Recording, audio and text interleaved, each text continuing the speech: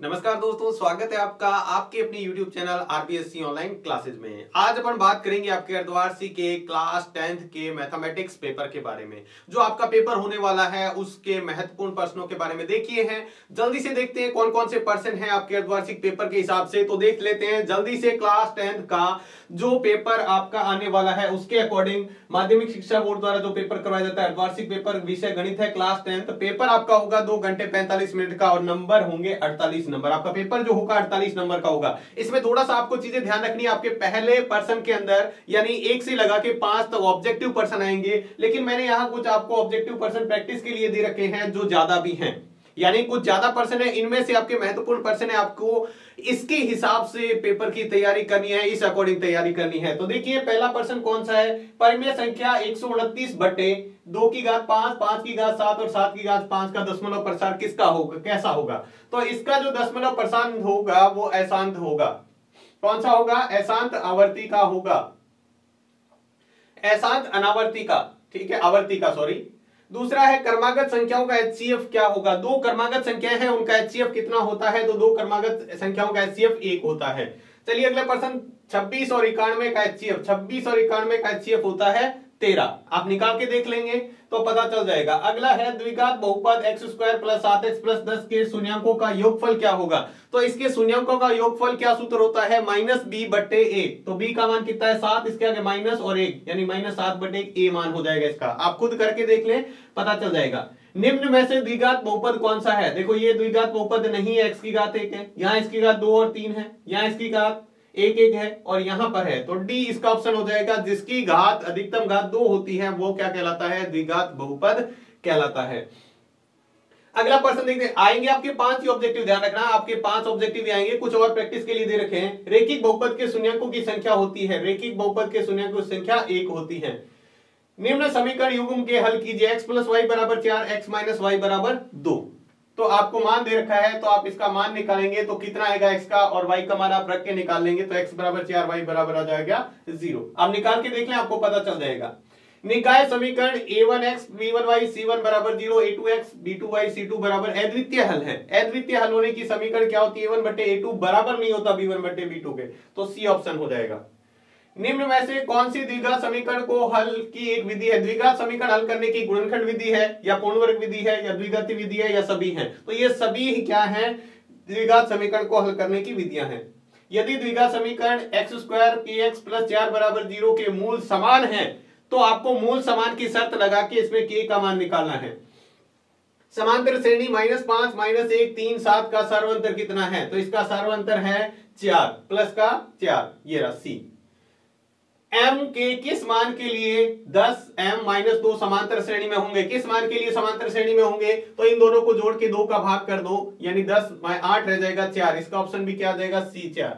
फिर उसके बाद में रिक्त स्थान, दूसरा पर्सन आएगा 5 रिक्त स्थान आएंगे। पहले पर्सन में आपके क्या आएंगे 5 एबेसिड वाले पर्सन आएंगे 5, फिर उसके बाद में 5 रिक्त स्थान। यदि p/q एक परिमेय संख्या है तो q के अभाज्य गुणनखंड के रूप में होते हैं। q के अभाज्य गुणनखंड किस रूप में होते हैं, तो यहां आपको बता दें q के गुणनखंड होते हैं 2 की घात m × 5 की घात m के रूप में, 5 की घात m के रूप में होते हैं। ठीक है, तो इनका दशमलव प्रसार क्या होता है, शांत होता है। एक घात वाला बहुपद क्या कहलाता है, रेखिक बहुपद कहलाता है। क्या कहलाता है, रेखिक बहुपद या रेखिक बहुपद लिखेंगे। द्विघात बहुपद के शून्यांकों की संख्या कितनी होती है, 2 होती है। द्विघात बहुपद के शून्यांकों की संख्या 2 होती है। इसके बाद अगला दे रखा है। यदि a1 = a2 = b1 = c1/c2 यानी a1/a2 = b1 = c1/c2 है तो समीकरण के निकाय के हल क्या होंगे, हल नहीं है, हल होंगे। तो इसके क्या होंगे, अनेक हल होंगे। क्या होंगे, अपरिमित रूप से अनेक हल होंगे।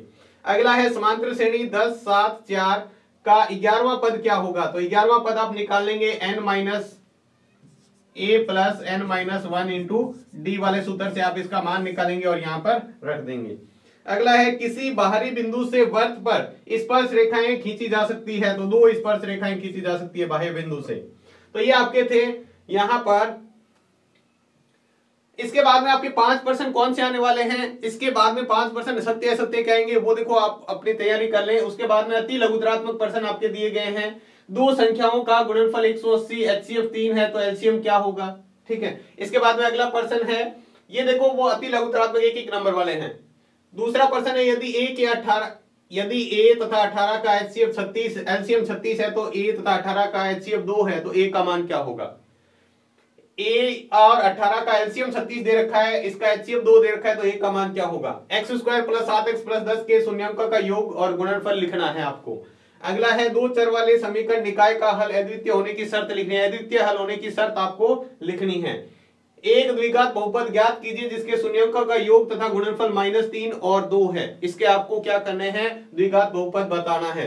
7 पेंसिल और 5 पेन का कुल मूल्य 29 रुपए है तो इसके बीजगणित रूप में इसकी समीकरण बनानी है। तो क्या बन जाएगा, 7x प्लस 5y बराबर 29।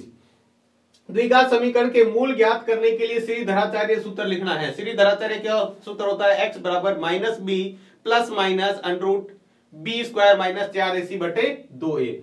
अगला है, द्विघात समीकरण 2x square plus kx plus 3 बराबर 0 का एक ऐसा मान ज्ञात कीजिए कि उसके मूल क्या हो, समान हो। उसके मूल समान होने के लिए आपको क्या करना है, इसको ज्ञात करना है। और अगला सवाल दिया रखा है, द्विघात समीकरण इसके मूलों की प्रकृति बतानी है, किस तरह की है। आपको द्विघात बहुपद दे रखा है, इसके समांतर श्रेणी -10 -4 2 का प्रथम और सार्वंतर बताना है। प्रथम पद तो ये हो गया, ठीक है, और सार्वंतर दूसरे पद में से पहला पद घटाते हैं तो हमारे पास क्या आ जाता है, सार्वंतर आ जाता है। अगला है, समांतर श्रेणी 4 1 -2 -5 के अगले दो पद लिखने हैं। अगले दो पद कौन से आ जाएंगे, -3 के बाद -8 आ जाएगा और -11 आ जाएगा। आप निकाल के देख लें उस अकॉर्डिंग।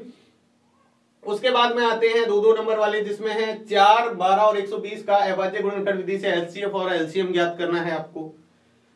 यूक्लिड विभाजन प्रमेय का प्रयोग करते हुए आपको क्या बताना है, जो धनात्मक पूर्णांक का वर्ग होता है वो 3m और 3m प्लस 1 के रूप में होता है। आपकी पहली प्रश्नावली के भी अंदर से बहुपद x³ plus 3x square plus 5x minus 3 में x स्क्वायर माइनस 2 का भाग देना है। भाग देना है, इस पद में इसका भाग देना है, भागफल और शेषफल ज्ञात करना है।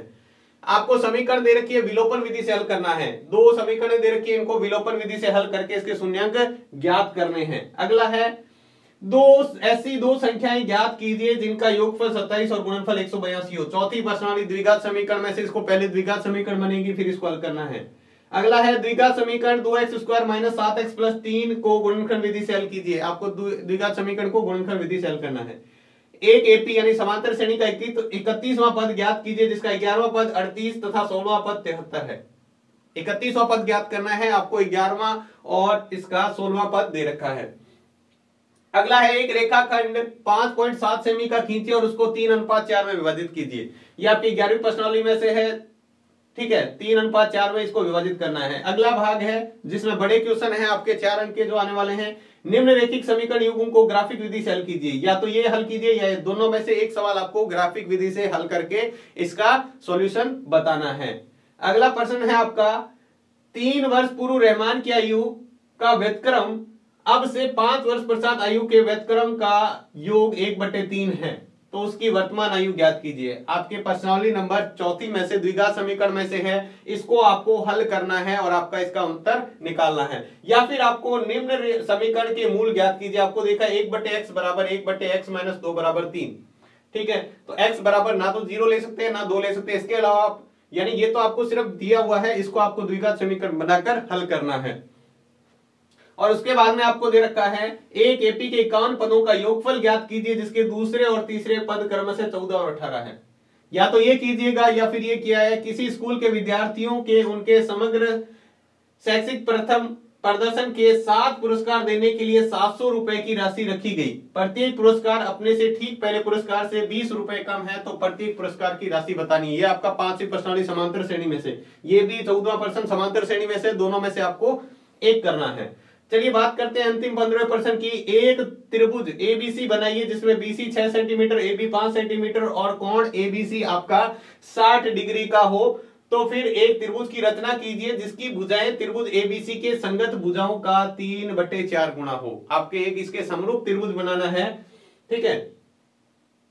फिर एक समरूप त्रिभुज, यहां पर आपको समरूप त्रिभुज बनाना है इसके, जिसकी भुजाएं इसके हो और 3:4 में इसको क्या करें, 3/4 गुना में इसको मतलब इस हिसाब से बनाए 3 गुणा 4 में हो वो, और या फिर 5 सेमी त्रिज्या के वर्त के एक ऐसी दो स्पर्श रेखाएं खींचिए जो परस्पर 60 डिग्री के कोण पर झुकी हो। या तो आप ये कीजिएगा, यही 11वीं प्रश्नावली के आपके सवाल हैं। तो ये है आपके अर्धवार्षिक का पेपर। आप इसको देखो, आपको पेपर तो पर्सन को देखो कैसे आएंगे, 1 से लगा के 5% तक आपके आएंगे एबीसीडी वाले पर्सन, उसके बाद 6 से लगा के 10 तक आपके आएंगे फिलिंग ब्लैंक्स, और 11 से लगा के 15 तक आपके सत्य असत्य, और 15 से आगे आपके क्वेश्चन स्टार्ट होते हैं, छोटे क्वेश्चन, बड़े क्वेश्चन, और फिर निबंधात्मक यानी 4 नंबर वाले क्वेश्चन। तो आपको अच्छी तरह तैयारी कीजिए, इस पेपर को अच्छी तरह तैयार कीजिएगा। पेपर आपका 48 नंबर का ही होगा, 31% आएंगे। बहुत ध्यान से तैयारी कीजिएगा, क्योंकि मैथमेटिक्स आपको क्या से क्या बना सकता है आप अच्छी तरह जानते हैं। तो आप पेपर की तैयारी अच्छी कर लीजिएगा, इस पेपर को पहले हल कर लीजिएगा, और सिर्फ इस पेपर के भरोसे न रहें, आप अपनी अच्छी तैयारी करके जाएं। पेपर के पहले आप इस पेपर को सॉल्व कर लें, उसके बाद आप अपने दूसरे प्रश्न भी सॉल्व करें, ताकि आपकी तैयारी अच्छी हो और आपके अच्छे मार्क्स आ सकें। तो आज के वीडियो में बस इतना ही, मिलते हैं नेक्स्ट वीडियो में नए पेपर के साथ में, तब तक के लिए धन्यवाद।